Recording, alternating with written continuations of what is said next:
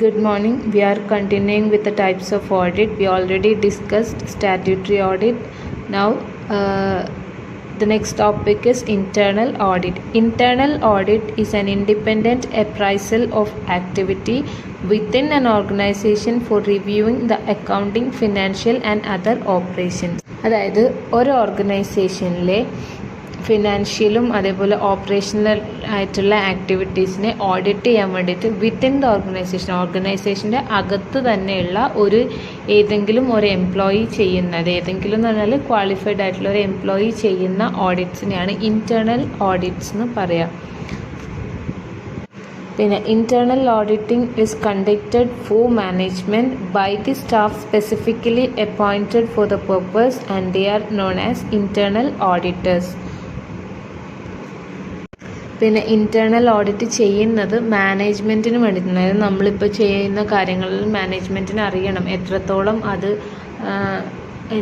ചെയ്യുന്നുണ്ട്, വർക്കൊക്കെ ചെയ്യുന്നുണ്ടോ എന്നൊക്കെ അറിയാൻ വേണ്ടി മാനേജേഴ്സ് തന്നെ അവരെ ഓർഗനൈസേഷനിലെ ക്വാളിഫൈഡ് ആയിട്ടുള്ള സ്പെസിഫിക് ആയിട്ടുള്ള സ്റ്റാഫിനെ വെച്ച് അവരെ ഓർഗനൈസേഷൻ്റെ അകത്ത് തന്നെ ചെയ്യുന്ന ടൈപ്പ് ഓഫ് ഓഡിറ്റിനാണ് ഇൻറ്റേർണൽ ഓഡിറ്റ് എന്ന് പറഞ്ഞത്. ഇൻറ്റേർണൽ ഓഡിറ്റ് ചെയ്യുന്ന ആൾക്കാരെ പറയുന്നതാണ് internal auditors.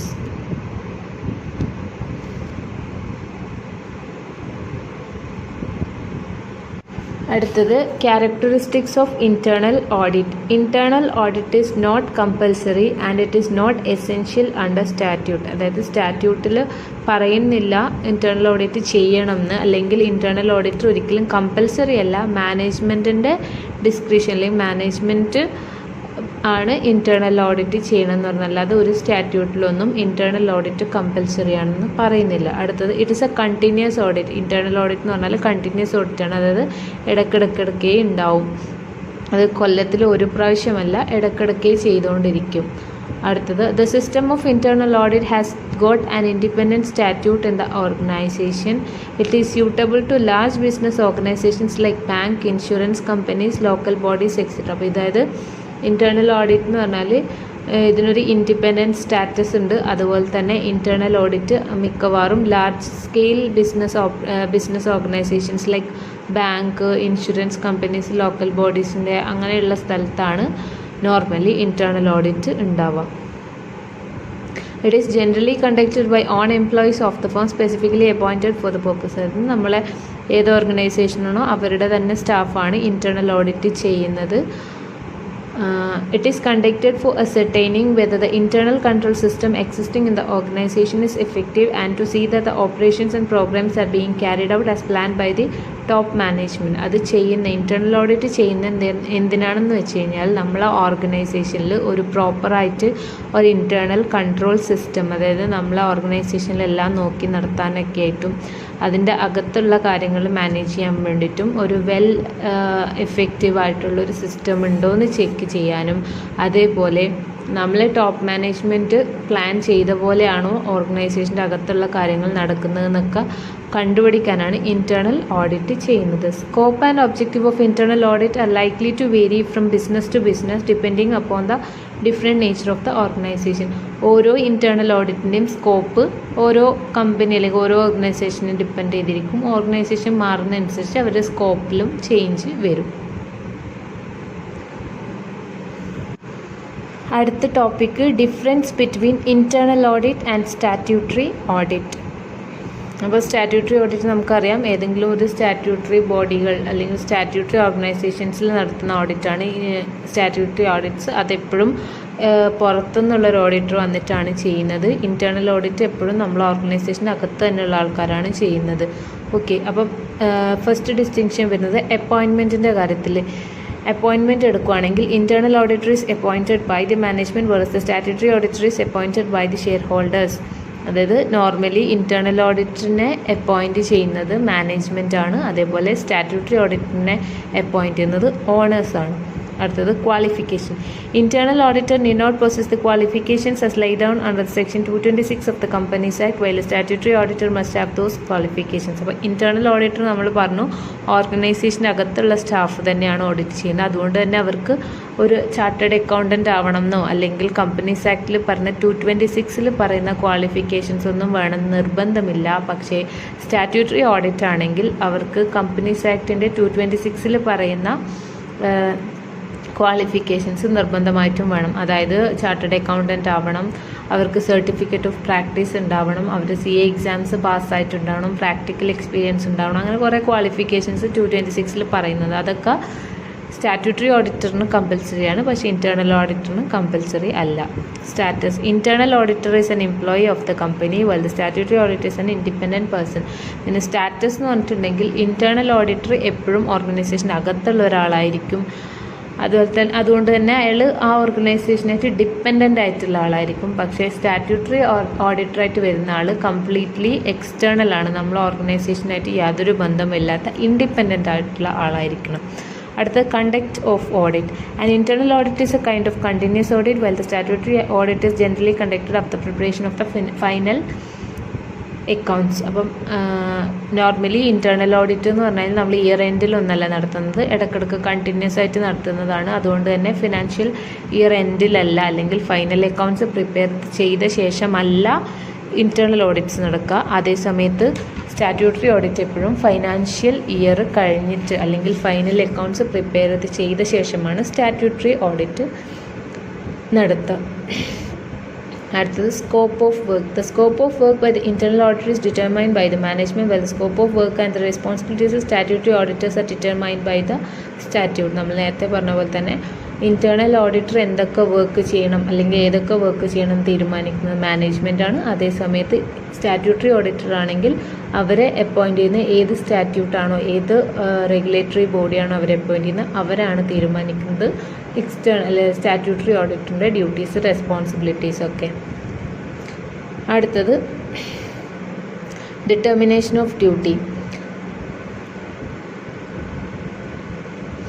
The scope and duties of an internal auditor can be reduced while it cannot be modified in the case of statutory auditor. അപ്പം ഇൻറ്റേർണൽ ഓഡിറ്റർ ആണെങ്കിൽ നമുക്ക് അവരുടെ ഡ്യൂട്ടീസും സ്കോപ്പൊക്കെ ഇപ്പോൾ വർക്ക് ലോഡൊക്കെയാണ് ഇത്രയും ഡ്യൂട്ടീസ് ചെയ്യാൻ പറ്റില്ല എന്നാണെങ്കിൽ റെഡ്യൂസ് ചെയ്യാൻ പറ്റും.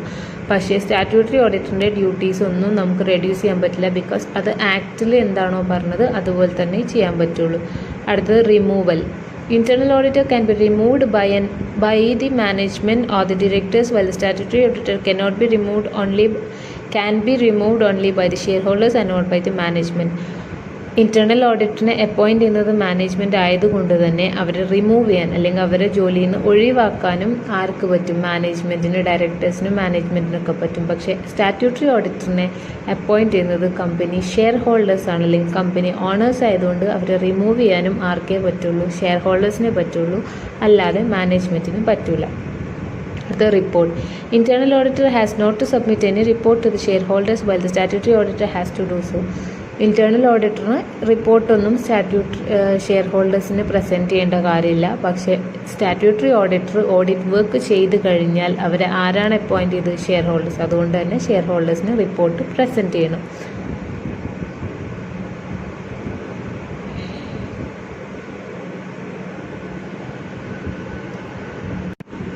നെക്സ്റ്റ് ടോപ്പിക്ക് വരുന്നത് interim audit. It is A type of audit which is conducted in between 2 annual audits. അതായത് 2 ആനുവൽ ഓഡിറ്റ്സ്. അതായത് ആനുവൽ ഓഡിറ്റ്സ് എന്ന് പറഞ്ഞാൽ നമ്മൾ ഇയർ എൻഡിൽ നടത്തുന്ന ഓഡിറ്റ്. അങ്ങനെ 2 ആനുവൽ ഓഡിറ്റ്സിൻ്റെ ഇടയിൽ നടത്തുന്നത് 2 ഫിനാൻഷ്യൽ ഇയറിൻ്റെ ഇടയ്ക്ക് വെച്ച് നടത്തുന്ന ഓഡിറ്റുകളെയാണ് ഇൻറ്ററിം ഓഡിറ്റ് എന്ന് പറയുന്നത്. Normally audits are conducted at the end of the financial year.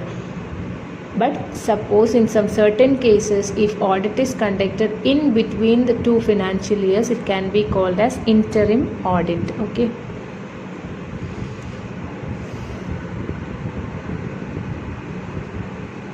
നമ്മൾ ഒരു ഇയറിൻ്റെ ഇടയിൽ എന്തെങ്കിലും ഇൻറ്ററിം പർപ്പസിന് വേണ്ടി ഓഡിറ്റ് ചെയ്യുന്നതാണ് ഇൻറ്ററിം ഓഡിറ്റ്. ലൈക്ക് നമുക്ക് പെട്ടെന്നാണ് കമ്പനി ഷെയർ ഹോൾഡേഴ്സിന് ഇൻട്രീം ഡിവിഡൻഡ് കൊടുക്കേണ്ടത്, അങ്ങനെയാണെങ്കിൽ ആ ടൈമിലൊക്കെ നടത്തുന്ന ഓഡിറ്റുകളെയാണ് ഇൻറ്ററിം ഓഡിറ്റ് എന്ന് പറയുന്നത്. Next topic is continuous audit.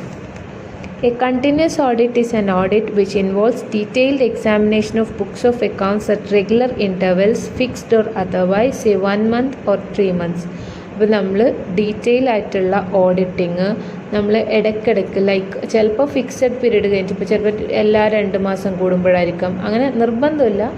ഏതെങ്കിലും ഇങ്ങനെ ചെറിയ ചെറിയ ഇൻ്റർവെൽസ് വെച്ചിട്ട് ചെറിയ ഇടയ്ക്കിടയ്ക്ക് നടത്തുന്ന ഡീറ്റെയിൽഡ് ആയിട്ടുള്ള ഓഡിറ്റ്സിനെ പറയുന്നതാണ് കണ്ടിന്യൂസ് ഓഡിറ്റ്. അത് ഇയർ എൻഡിലല്ല, ഇടയ്ക്കിടയ്ക്ക് കണ്ടിന്യൂസ് ആയിട്ട് നടത്തുന്ന ഓഡിറ്റുകളെയാണ് കണ്ടിന്യൂസ് ഓഡിറ്റ്സ് എന്ന് പറയുന്നത്. Here the auditor visits his client at regular or irregular intervals during the financial year and checks each and every transaction. ഇവിടെയെന്ന് വെച്ച് കഴിഞ്ഞാൽ ഓഡിറ്റർ ഇടയ്ക്കിടയ്ക്ക് വന്ന് ക്ലയൻസിൻ്റെ ഫിനാൻഷ്യൽ സ്റ്റേറ്റ്മെൻറ്റ്സ് ചെക്ക് ചെയ്യുക. അത് ഫിനാൻഷ്യൽ ഇയറിൻ്റെ ഇടയ്ക്കിടയ്ക്ക് വന്ന് ചെക്ക് ചെയ്യും, ഓരോ ട്രാൻസാക്ഷനും ചെക്ക് ചെയ്യും. ഇതിനെയാണ് കണ്ടിന്യൂസ് ഓഡിറ്റ് എന്ന് പറയുന്നത്. At the end of the year he checks the profits and loss account and the balance sheet. Year എൻഡിൽ എന്ത് ചെക്ക് ചെയ്യും? ഇടയ്ക്കിടയ്ക്ക് വന്ന് ചെക്ക് ചെയ്യുന്ന ട്രാൻസാക്ഷൻസ് ആണ് ഇയർ എൻഡ് ആകുമ്പോൾ ഫിനാൻഷ്യൽസ് ഫൈനൽ അക്കൗണ്ട്സ് ചെക്ക് ചെയ്യും. ഇതാണ് ഈ continuous audit. Advantages of continuous audit. First advantage is detailed checking. As the auditor visits his client is regular intervals, a detail and exhaustive checking is possible. ഇടയ്ക്കിടയ്ക്ക് വന്ന് check ചെയ്യുന്ന സമയത്ത് ഇടയ്ക്കിടയ്ക്ക് check ചെയ്യുന്നതും കൊണ്ട് ഡീറ്റെയിൽ ആയിട്ട് ചെക്ക് ചെയ്യാൻ പറ്റും. അടുത്തത് easy and quick detection of error and fraud. നമ്മൾ കൂടുതൽ ചെക്ക് ചെയ്യും തോറും എന്ത് എളുപ്പമാണ്, ഈസി ആയിട്ട് നമുക്ക് എററും ഫ്രോഡൊക്കെ ഡിറ്റക്ട് ചെയ്യാൻ പറ്റും. അടുത്തത് quick presentation of accounts. Most of the checking work have been already perform during the course of the year. The final audited accounts can be presented to shareholders soon after the close of the financial year. ഇവർ ഇടയ്ക്കിടയ്ക്ക് check ചെയ്യുന്നതും കൊണ്ട് തന്നെ എന്ത് എളുപ്പമാണ്, നമ്മൾ year end ആയിക്കഴിഞ്ഞാൽ final accounts check ചെയ്യാനും അതിൻ്റെ